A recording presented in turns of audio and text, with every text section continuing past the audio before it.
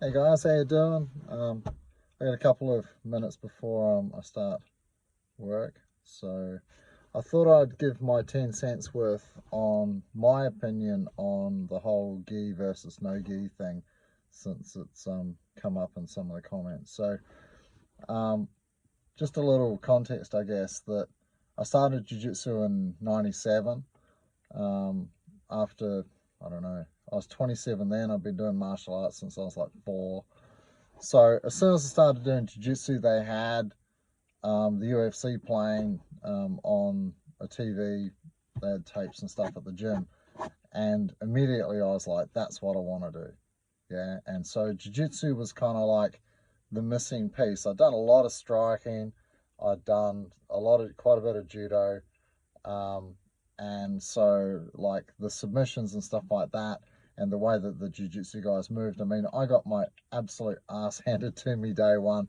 I went in and basically challenged the school after a long, frustrating night of visiting other like jiu-jitsu schools and kind of punching on with them and stuff like that. So I was a bit out of control when I started.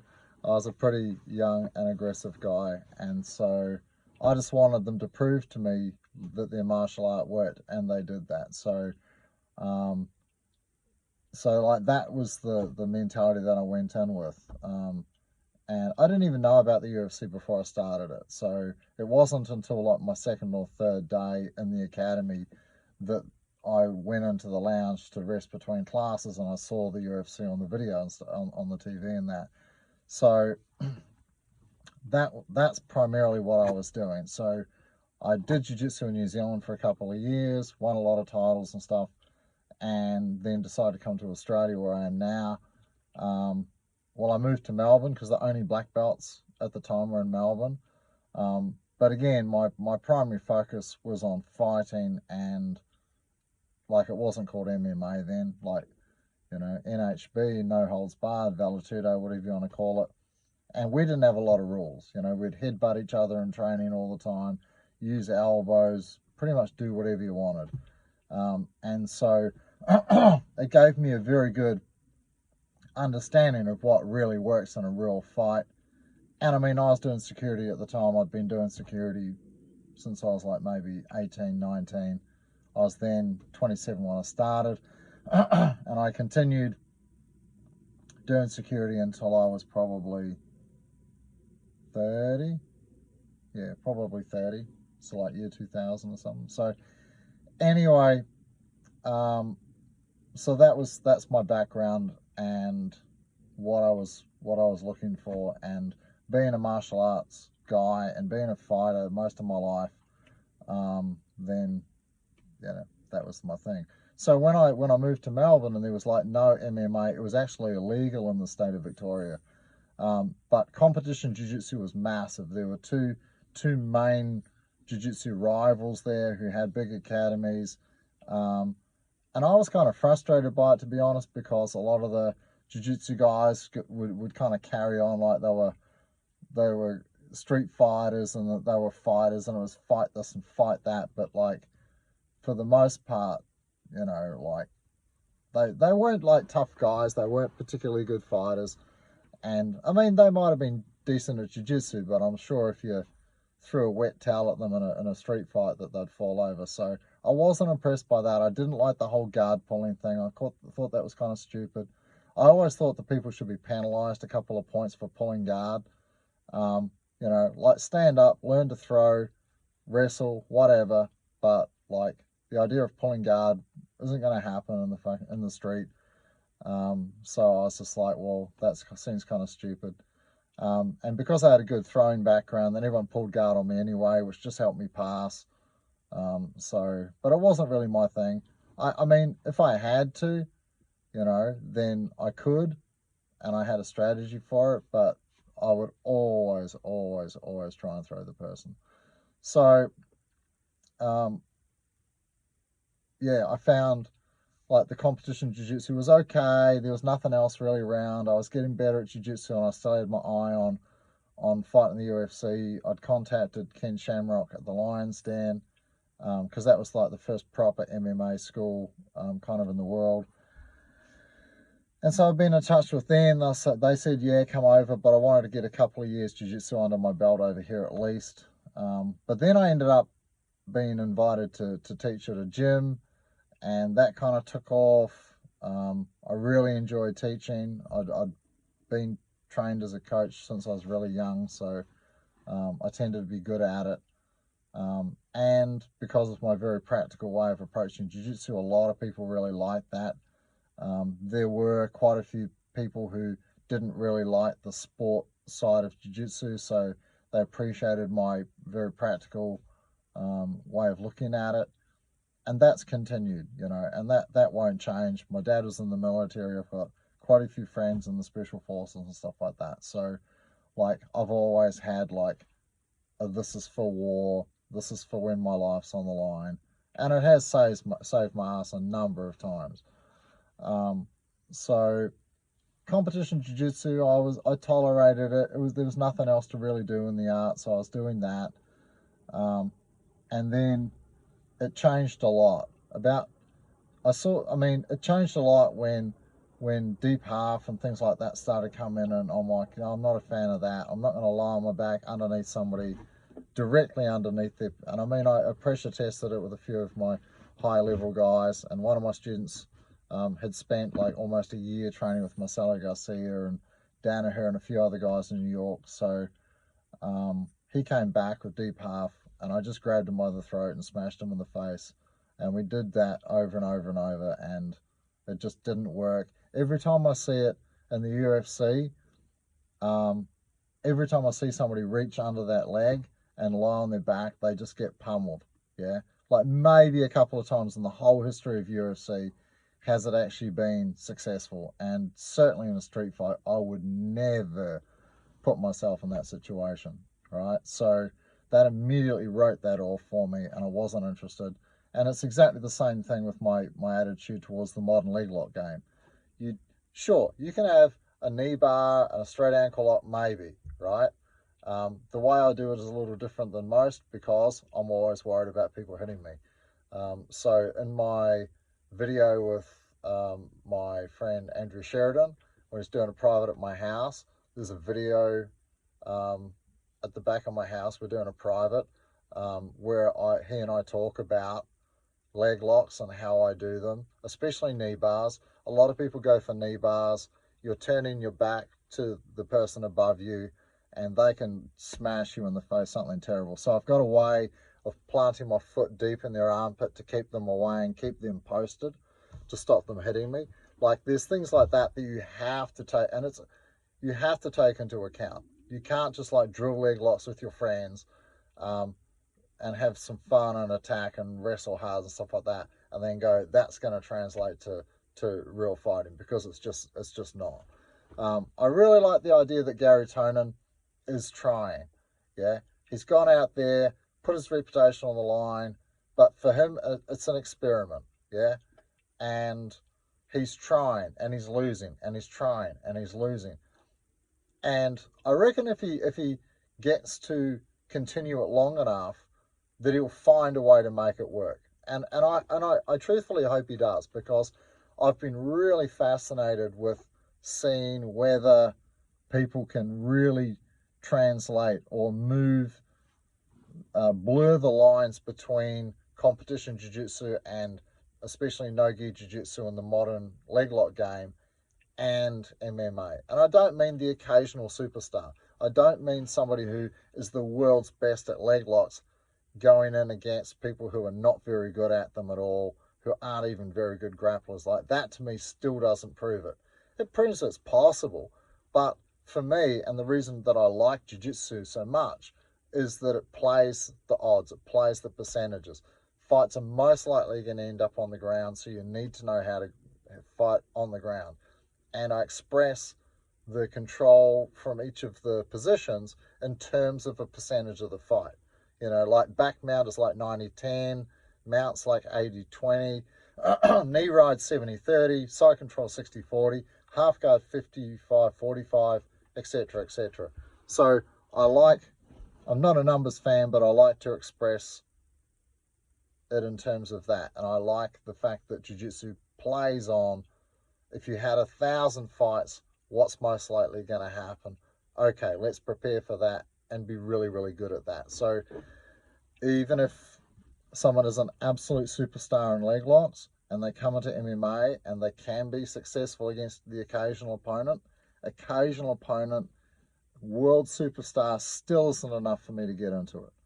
Yeah, like it should be like rear naked chokes, triangles, arm bars, you know, double legs, you know, Von Flu chokes, like very, very, very common. High percentage, easy to do.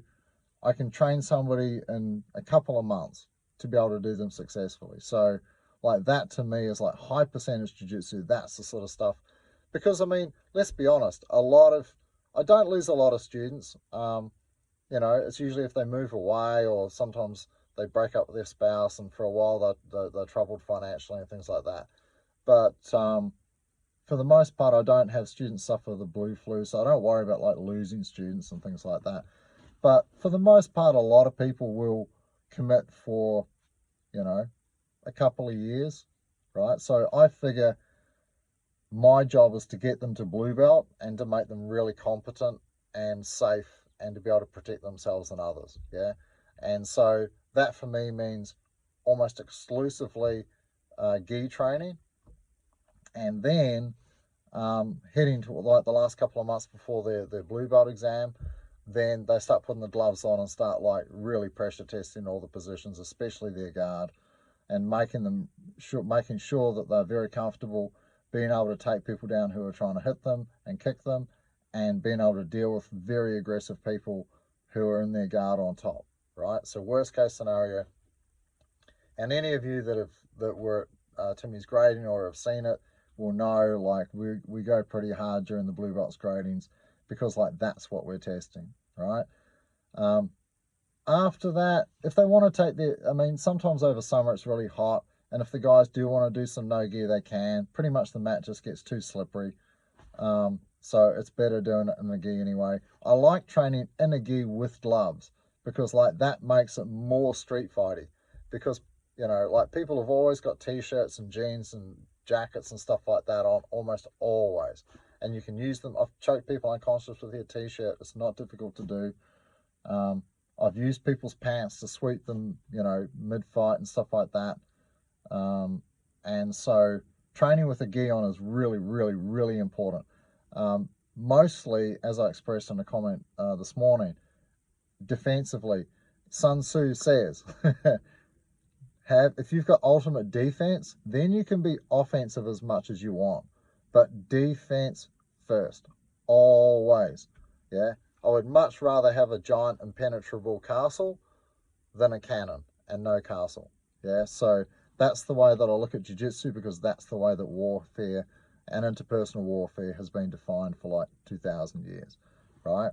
That's why shields, that's why armor, that's why tanks, all that sort of stuff. It's all about defense, right? And now the Halo system over Gaza and stuff like that, like defense, defense, defense, right? And so training with a gi on makes you really paranoid. There's like 1,000 different grips people can take on you. They can grab your collars from behind, so you have to know which way to turn your head. People are constantly grabbing at your throat and reaching around your neck for collars. They're constantly trying to control your elbows. They're controlling your cuffs. So it makes you hyper vigilant when it comes to defense, which is exactly what we want in a beginner.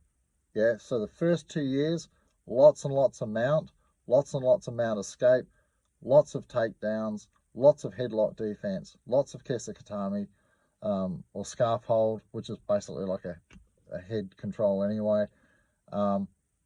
Lots and lots of punch defense work, and exclusively with a gi on. Yeah. If the guys want to take the gi off again, I don't stop them. If people want to pursue the modern leg lock game, great, right? Knock your socks off. Yeah. I don't teach it. If people want to do it amongst themselves, that's great, so long as they're not injuring other students. And I mean, I've trained with a lot of guys who are really good leg lockers. I've got destroyed knees and I didn't even do them, right? So like, I know a lot of guys, destroyed ankles, destroyed knees, and this is not inexperienced guys playing with leg locks. This is experienced professionals who are really, really good at it, because from a physiological point of view, your legs are just not as sensitive as your arms, yeah, right? And so when something happens to your hand or your arm, because your arm is so sensitive, then you can feel the pressure, right? And you know when to tap. With your lower limbs, it's not the same.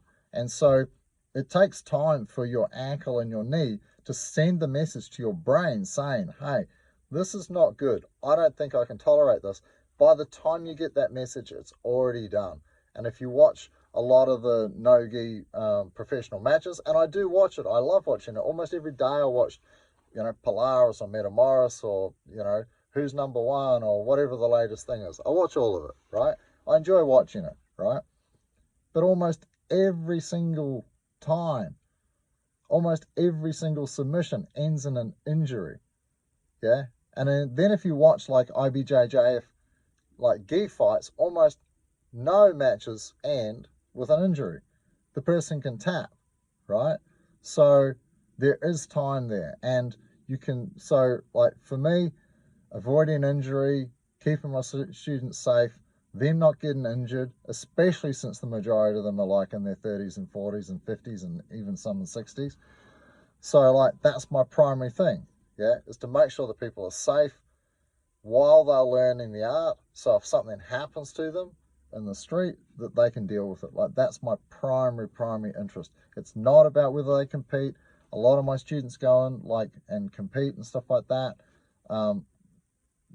Like the way that we train with a gi is not living off the cuffs, yeah, right? We basically doing no gi, but with a gi, and there's chokes available and stuff like that. I do a lot of cupping, a lot of move. I don't grab a lot. When I very first started jiu-jitsu, I blew all my forearm tendons out really badly, so I couldn't grip. So my cupping game is pretty strong. And because I've got such a huge defensive arsenal and defensive interest, then the students cup and defend really well. When they go no-gi comps, they win a lot of the no-gi comps, even though we don't do any, like maybe once or twice, maybe. In 6 months, they'll do no-gi, maybe, yeah? And then they go and win all the no-gi comps, and they're like, well, that shouldn't make any sense. You don't see the no-gi guys coming and winning all the gi comps. So that's just my personal opinion, yeah, is that if the gi comes off, then the gloves come on 100% of the time. I don't see any point in training no gi without striking. Yeah, every school's different. That's the way I operate. I want their experience to be authentic. I don't want them to have false confidence and think that they can do things that they can't. I think it's really important to wear a gi and gloves. That makes it really interesting. It makes chokes really difficult and stuff like that because you've got padded gloves trying to fit into collars and things like this. But in terms of the balance between grabbing and control and striking and sweeping, it makes it very, very interesting, And sometimes you'll even wear like shorts and a jacket, yeah, and striking. And then do the opposite, wear pants and a rashi and striking. And like, you don't really want, under pressure, you don't want your game to be changing much. You haven't got time to think. So whatever your natural reflex it is, however you train, that's how you're going to fight. I've seen it time and time again. Ben Spikers versus Renzo Gracie in the World Combat Champs in, I don't know what it was, like 91 or 90 or something like that, really old. But Ben Spikers was a super accomplished judo competitor, maybe world champion, multiple European champion, French champion, all that stuff. And the only reason that he agreed to fight in the championship is if he could fight Renzo Gracie first round. And Renzo destroyed him. The fight's famous because Renzo got off him after smashing him with his elbow and then stomped on his head. Not good, but there was a lot of beef between judo and jiu-jitsu and between those two leading up to it. So I can kind of understand the frustration, but I'm sure Renzo regrets doing it anyway. But that clearly demonstrated like how you train is how you'll fight. Ben Spikers, super accomplished judoka. What do they get taught? go to turtle, survive for 10 seconds or whatever, and then you get stood back up again. And every person would say, nah, you wouldn't do that. Like, you know in your head that when it comes to a real fight, you won't do that. Well, guess what? That's exactly what he did. And it's exactly what you'll do. So if you're training, workmate's turning up now. If you're training, then that's how you're going to fight. Yeah. So if you think that you're, like you're doing your no-gi grappling and stuff like that, if you think that's going to translate to when you add striking, it's not. You have to have the authentic experience of smashing each other in the face, and as real as possible, add headbutts, add elbows, add the whole lot, and then you'll have an effective combat system. Anyway, I got to go to work. The guys are here. Take care. I'm not trying to stir shit. It's just my opinion on the way that I like to teach jiu-jitsu. Everyone's entitled to their own. Yeah, if you want to have your own school and run it your way, then do it. I think it's great. The more jiu-jitsu that's in the world, the better. Gotta go. Bye.